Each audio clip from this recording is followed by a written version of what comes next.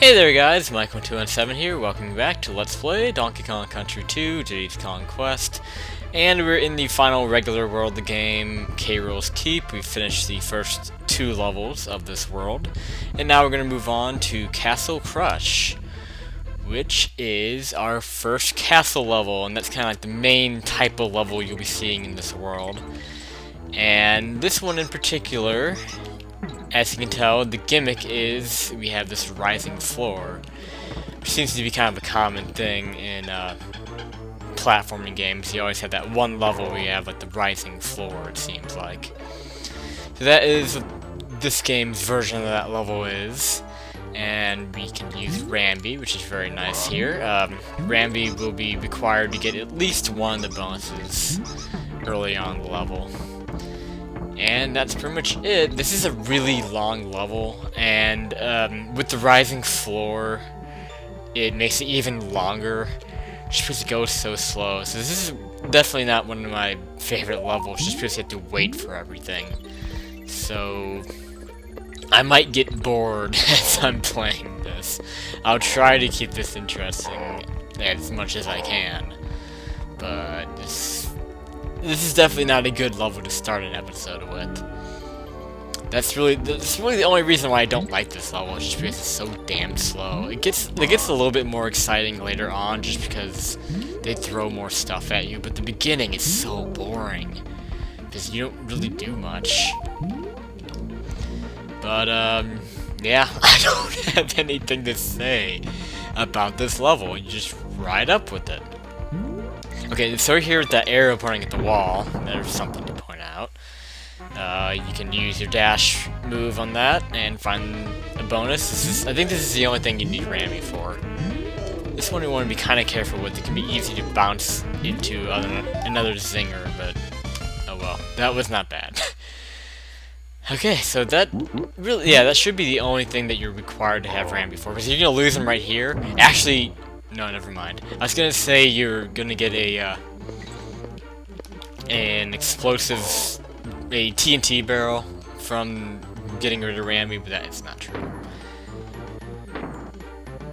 And over here, there's always a little bit of lag at that part when you shoot up to that spot. It just sucks, because you have to wait for the damn platform, so that's why I went down to get the O. I just hate this level, it's so boring. It's so boring. I can't wait for the next part of it. The next part of it's a little bit better.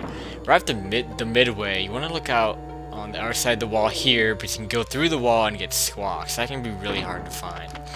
So squawks will be required to get a couple other bonuses. You want to move really quickly up here. So this is definitely nice to pick up squawks to kind of speed things up. I kind of wish you could just use squawks for the rest of the level. So if you drop down here, you can get the DK coin. So you gotta be quick about that. The floor oftentimes it will catch up to you there. And here, this is what I was thinking about earlier with getting rid of Rambi. I thought I was gonna get a TNT barrel from getting rid of Rambi. It turns out when you get rid of squawks, that's when you get the TNT barrel, and you use it on a wall to find another bonus. So yeah, the two animal buddies that you use here are required for getting all the bonuses. I think we're actually done with bonuses after this. This one's pretty easy. You just gotta find the openings in the ceiling. Eventually it will just go back and forth like this, so the best thing to do is just to jump on the platform as quickly as possible. That can get pretty close, and that's a little bit harder than I made it look, that bonus game. So you want to be careful of that. You definitely want to be quick with that one.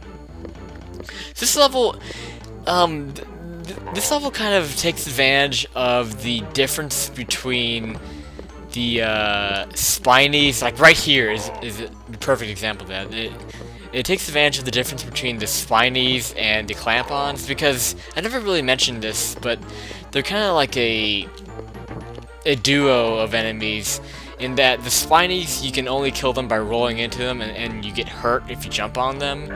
And the clamp-ons are the opposite. They hurt you if you roll into them, but you can kill them by jumping on them. So that's kind of a feature that this level kind of exploits. You have a lot of those enemies just kind of with each other, the spinies and the clamp-ons. So you just have to remember how you're supposed to kill them. So here, these zingers like to jump over them and then run to the opposite side. And grab a DK barrel to take out these pink crushes. Which is kind of weird how, at this point in the game, this level, you have pink crushes. They're not really any different from the blue ones. This part is, again, this is not so bad. It's not as bad as it looks. It's just hard to get started. Once you get kind of in the pattern of jumping there, then it's not that bad. We're actually getting close to the end of the level, so this isn't as painful as I thought it'd be. Just watch out for the zingers, and we're just about done. I think we're gonna see a new type of clobber here. I'm not quite sure. But this is the end. If you take this barrel here and use it on the zinger, you can kind of ride up here and get some extra goodies and get up here to the top. And we can get the end level target and miss it. Great. You have to hit the end level target from up on this platform to actually make you dance. So there we go. We got that. We got through that without too much boredom. But my God, I hate starting recording sessions with a boring level like that. But this one's a lot more fun. First, let me just check and make sure I have everything. I do. Good. I want to do that level again. So this is Clapper's Cavern, the second ice level, and this is kind of a cool level. I do really enjoy this level, and I hate always using ice puns. I don't know what it is about, like, ice puns. I don't know why those are, like, the easiest types of puns to make. Ah, shit. Here's a bonus right here. This one I oftentimes forget about. Just find the token. I think this is just, like, an easy bit of platforming here. Well, right as I say that, I missed the first platform. This will get kind of tricky as you go up. It's a little bit more sloped as you move your way up. But not too bad. Okay, and there's... Oh man, I lost... Oh, I need my other Kong. Damn it. Losing Diddy kind of messed me up. I can't... Like, if I team up to where that banana is up above, then I can get the DK coin. But because I don't have Diddy, I don't think I can do that. Unless I die. That works. That's actually not a bad idea. I'll just die and get this over with, because yeah, the first bonus and the DK corners I get right at the beginning, and they're very easy to miss. These guys, I just hate these. I'm gonna try not to roll into them. There's that 1-2 punch again with the spinies and the clamp-ons. They put them right next to each other. Okay, so after the bonus area, we can jump up and get the DK coin. So that's all you really have to do. So now we can continue with the level. So the gimmick of... Oh, we do have blue crushes, never mind. But like sometimes you see blue crushes and other times you see red ones, and there's no difference between them as far as I know. There might be one. Anyway, here's our old friend Clapper here, and if you jump on him, this time he freezes the water. And you can slide across it, and that's kind of how the whole level's laid out, is you have frozen water to go across. So yeah, it's pretty easy. As long as you know the layout of it, you can just kind of slide on through it. And then there's this kind of weird choice of a segment, where they also just kind of get rid of the gimmick and have you use On Guard for a little bit. That's fine, I'm okay with On Guard. I feel like you don't see On Guard enough in this game, but then again, what they're like 5 water levels? I don't know. I think we see On Guard enough. I mean, he can only appear in water levels after all.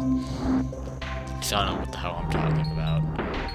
So if you take him over here, you can see this banana on the wall, charge attack, and find the second and I think the last bonus. I might be wrong about that. I feel like there's one where you have to use like an invincibility barrel and try to avoid Lockjaw. In case you haven't noticed, there's a Snapjaw, not Lockjaw, but Snapjaws floating around in the water that's frozen. That's why you want to freeze the water, so you can avoid Snapjaw. I did get killed by him earlier, so you should have noticed Snapjaw. He should return right here. See, we have a pink crush. I don't understand that. Okay, so we're back to this gimmick again. And yeah, you can see Snapjaw down below. So if the water unfreezes, then you're pretty much gonna get hit. And just keep going. There's some somewhat tricky jumps. Somewhere around here there should be like a invincibility. Oh shit! I don't know why I thought there was gonna be bees there. I was getting ready to duck underneath bees, but instead, stupid swinies came at me. Yeah, this really isn't so hard, just as long as you know what to expect. But I can't get the end level target because I don't have Dixie. Oh my god! So this is gonna be the first time we miss the end level target. That's fine. So that is what happens when you hit the target from a normal jump. Is you just end the level. That's fine. I don't think I missed anything, so I can move on to the next level. And I can fit it in this episode, definitely. I'm kind of surprised, considering how long Castle Crush usually is, but since I did Castle Crush in one try, I can fit in our level in this episode. I really wasn't expecting to do that. So this is Chainlink Chamber, and this is one of the more notorious levels in the game. This is also a really long one. And really all these castle levels are pretty long. K right there. So this one involves a lot of climbing on these chain links, hence the name of the level, Chainlink Chamber. And just roll with it here. My commentary in this episode has been awful. I don't know why. Just Castle Crush was so boring it put me to sleep. So I don't know. We'll figure it out as we go. I'm just gonna start not making sense. Maybe that will fix this, or maybe I can just start dying. That's better. That will help my commentary. Just start dying a lot. Okay, so we have these crooks here. They actually are important. If you go to this one on the top and take them out, there will be a clobber which you want to avoid. And then if you jump down here, take out this crook, you can find the cannon behind it.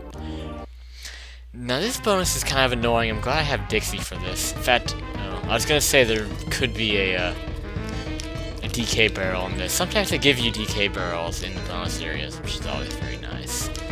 Dixie's good to use here because if you're floating, and the time is really strict here, this can be kind of tricky. Okay, I got it. Usually I fail that at least once. That's a pretty pain in the ass bonus to do. And we can get Diddy back, so that's very nice. We will definitely be needing him. So here, you'll be seeing in this level a lot of split paths like these. You can go either way.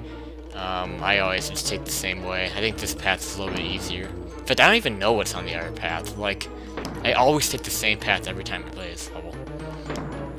That's a hard beat to avoid. We have spinning barrels here. Wow. It doesn't really matter which direction you shoot in, as long as you don't shoot into the B. You get the O over here. If you took the other path, the O would appear up in this part where the B is. So that's kind of a nice way to design this level. And oh, we have these parts. You have a couple of these parts where we have just like a big grid of chains, and you have a bunch of zingers to avoid, and they can be kind of annoying. This one isn't so bad, but there's a later segment like this that's a lot harder, and I almost never get through it without taking a hit. So here, Rare pulls a pretty dick move right here, actually. Because if you go off to the left, you find the midway tucked away. So they actually kind of hide the midway, which is kind of a cruel move. I mean, I'm sure a lot of people have missed that and just passed it up, and then they get to a certain point where they're like, shouldn't I have hit a checkpoint by now? So yeah, that's a real dick move, and if you end up dying after that point, then it's like you have to do the whole level over again. It's a major pain in the ass. So this part you can just climb up really quickly. I kind of messed it up by getting hit by that clobber. And I think this way this path all you want to do is just climb up and you avoid the birds. And this guy can kind of trick you every now and then. Don't really care what's on the other path, so let's just keep going. Now this is the grid that I was talking about that has a lot more difficult to avoid zingers on it, so I just try to make my way to the top as quickly as possible, and you should be fine. Oh, but there's this point here where you can't move over. Okay, so right here, you have cannons, so you want to switch sides, and if you jump through the wall here, you can get the N, and you can get the DK coin. That's kind of hard to find as well. That banana right there, I think that's supposed to be marking it, but still, I don't know how you would be able to guess that. Okay, so this is going to be kind of difficult. You just want to switch sides, listen for the sound. You don't really make much progress as you move up, so this is kind of slow. Okay. And if you go up here, This is another thing that would be hard to figure out. You jump through the wall here, a lot of jumping through the wall on this level to find the bonuses, and you want to take out the cannons that were shooting at us earlier, and there's a door right next to them, and there's another bonus. So yeah, the bonuses in this level are pretty cryptic. This is probably the most cryptic level in the game when you think about bonuses.